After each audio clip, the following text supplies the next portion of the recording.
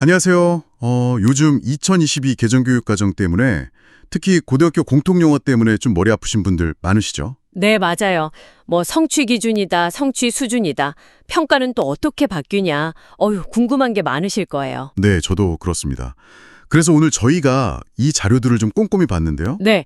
저희가 받은 자료들을 토대로 그 2022 개정 고등학교 공통 영어 1, 2 있잖아요. 그거 중심으로 한번 파헤쳐 보려고요. 기본 영어 내용도 살짝 곁들여서요. 좋습니다. 성취 기준부터 해서 그 수준 A부터 E까지, 그리고 제일 궁금해하실 평가 도구들까지. 네, 속 시원하게 한번 이야기 나눠보죠. 네, 목표는 딱 하나입니다. 복잡한 내용들 핵심만 딱 뽑아서 그래서 학생들이 뭘 할 수 있어야 하는 건지, 그리고 학교에서는 이걸 어떻게 평가하는 건지 확실하게 감잡으실 수 있도록 저희가 내비게이션이 되어드릴게요. 좋습니다. 그럼 어디서부터 시작해 볼까요? 가장 기본이 되는 그 성취 기준이랑 성취 수준부터 짚어보는 게 좋겠네요. 아, 네. 그게 뭔가요? 이게 핵심이 뭐냐면요. 예전처럼 이거 알아, 몰라 이게 아니에요. 실제 영어를 써서 뭘 할 수 있느냐, 여기에 초점을 맞추는 거죠. 아하, 할 수 있느냐 없느냐. 네, 그걸 이제 A, 제일 잘하는 것부터 E, 좀 개선이 필요한 수준까지 5단계로 나눠서 보여주는 거예요.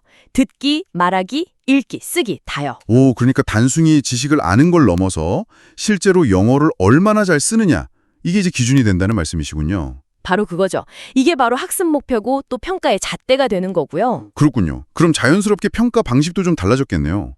네, 엄청 많아갔죠. 예전처럼 막 객관식 문제 풀고 점수 매기고 이런 거에서 좀 벗어나서요.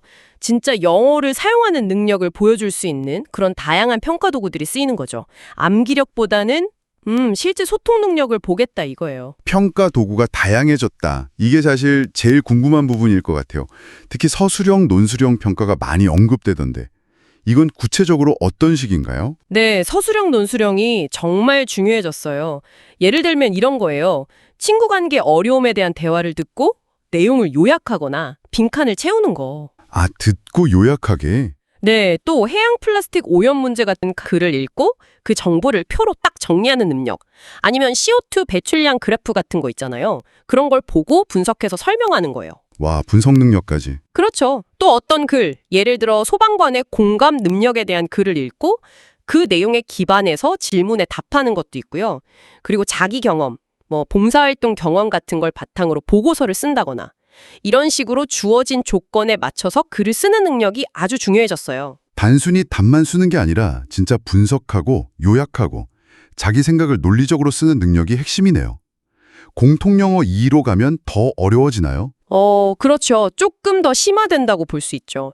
예를 들어서 영화 월터 미티를 보고 그 안에 숨겨진 의미, 함축된 의미를 파악해서 자기 생각을 써야 해요. 오, 영화 분석까지. 네, 그리고 시험 걱정하는 학생 상담 대화 같은 거를 읽고 그 등장인물의 심경병화를 추론하는 거.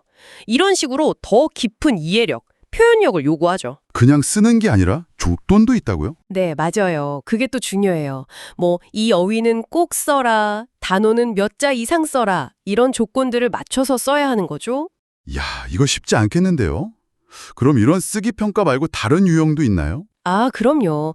또 하나의 아주 큰 축이 바로 프로젝트 기반 평가입니다. 프로젝트요? 네, 혼자 할 수도 있고 아니면 모둠으로 같이 할 수도 있고요. 어떤 과제를 정해서 수행하는데 그 과정 전체를 평가하는 거예요. 자료 조사부터 시작해서 협업하는 거, 결과물 만드는 거, 발표하는 것까지 다요. 와, 과정 전체를 본다니 흥미롭네요. 어떤 프로젝트들이 있나요? 예를 들어 주실 수 있나요?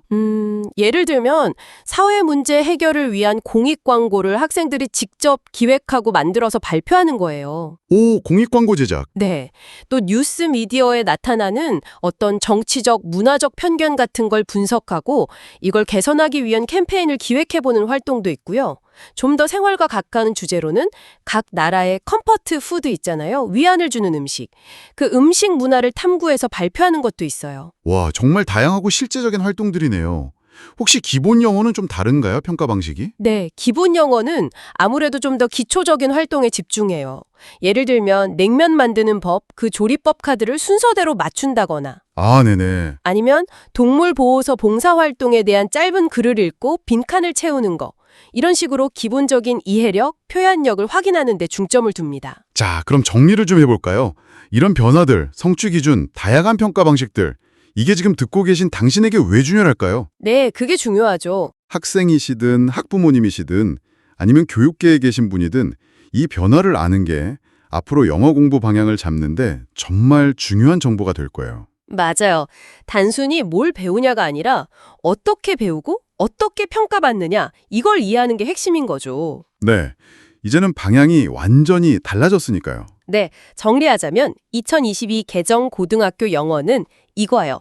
명확하게 뭘 할 수 있는지를 보여주는 성취 수준 A부터 E까지 설정하고, 그리고 평가는 서술형, 프로젝트 이런 다양한 방식으로 단순히 지식 암기, 그거 넘어서 진짜 소통 능력, 이걸 종합적으로 키우고 평가하겠다는 방향인 거죠. 정말 큰 변화네요.